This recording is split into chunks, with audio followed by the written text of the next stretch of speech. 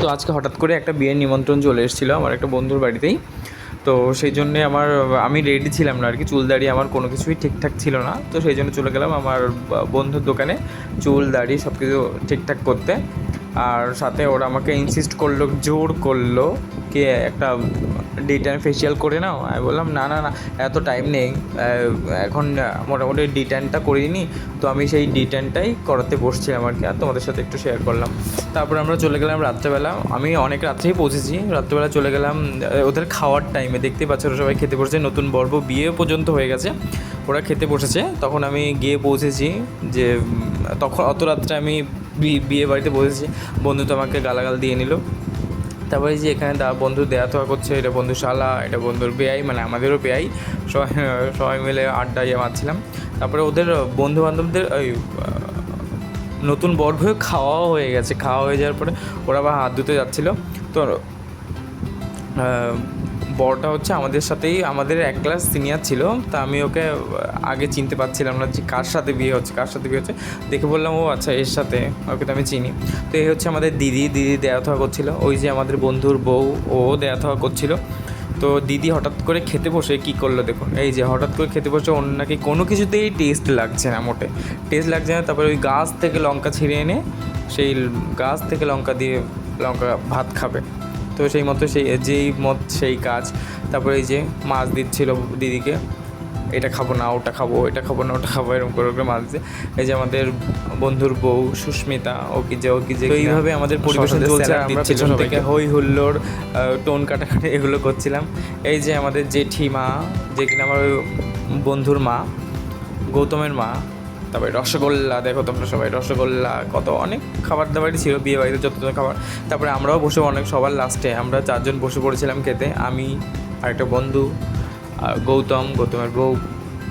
তো বসে পড়ছিলাম। এই যে আমাদের বেআই, যে আমার গৌতম বন্ধুর শালা, বেআইও দেয়া থাওয়া করছিলো। তো ওকেও আমি বলছিলাম এইভাবে দাও, ওটা করো সেটা করো, যেটা কাজ আর কি, একটুখানি পেছনে লাগা। তো এইসবই করছিলাম। এই যে দেখতে পাচ্ছ আমার বন্ধু কাজ ছাড়া মোটে থাকতেই পারে না, মানে কাজ করতেই হবে ওর, কিছু না কিছু মোটে কাজ ছাড়া বসে থাকতে পারে না। আমরা বলছি বস ও দিয়ে দেবে, না হবে না, ও নিজে থেকেই দেবে, মানে ওর সহ্য আর হয় না।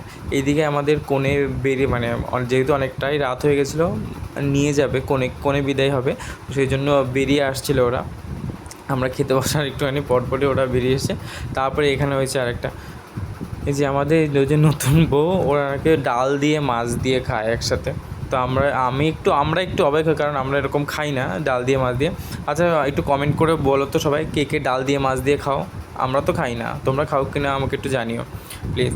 তারপরে ওই যে নতুন বউ নিয়ে নিয়েছে মাছ দিয়ে ডাল, এই যে ডালের সাথে মাছের ঝোল সবই একসাথে মেখে এবার খাবে। তো খেতে খেতে আমরা এই যে কোনো বিদায় টাইম হয়ে গেছে, ওরা বেরিয়ে যাচ্ছে ওরা, মানে এই যে সবাই রেডি যাবে।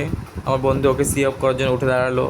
ওরাও বললো যে যাস বা এইসব বলবো, আমি তোমাদের দেখানোর জন্য তখন কথা বলছিলাম না। তো এই সবাই আগেই দিচ্ছিল গাড়ি পর্যন্ত, সামনে গাড়ি দাঁড়িয়েছিল। তো আমরা যেহেতু খেতে বসেছিলাম, তো আমরা আর উঠে যাইনি কেউ কোথাও। তো ওরা ওদের মতো চলে গেল, আর আমরাও খাচ্ছিলাম।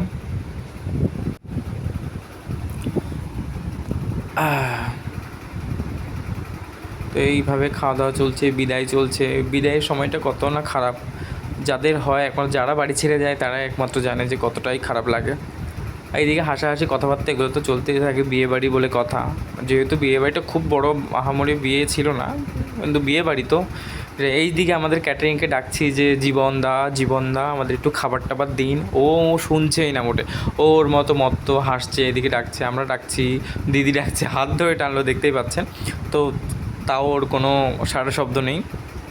তো এইভাবেই আমাদের, তারপরে এই যে ও জামাইবাবু পা ধরে টানাতে, তাই ও টের পেয়েছে যে হ্যাঁ ডাকছে।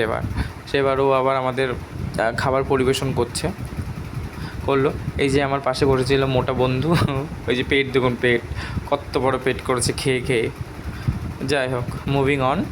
তো এই যে আবার ভাত দেওয়া শুরু করে দিয়েছে। এরপরে চলে এসেছে আসল খাবার, মাংস, যেটা কিনা বিয়েবাড়ির খাবার, মানে ভালোই, কিন্তু বিয়েবাড়িতে এত কিছু খাওয়ার পরে আবার মাংস দিয়ে ভাত, ওটা ঠিক চলে না, মানে আমার তো চলে না। তো সেই জন্যে আমি কম করে নিয়েছিলাম। এই যে পাশের বন্ধুটা ও নিয়েছিল, ওকে বলছিলাম দাও দাও দাও, ওকে একটু বেশি করে দাও, ওকে একটু বেশি করে দাও। তো এই যে এইসবই চলছে আমাদের খাওয়া দাওয়া, আড্ডা, বন্ধুবান্ধব একসাথে থাকলে যা হয় আর কি, সবাই মিলে আড্ডা আর কি, ঠান্ডা।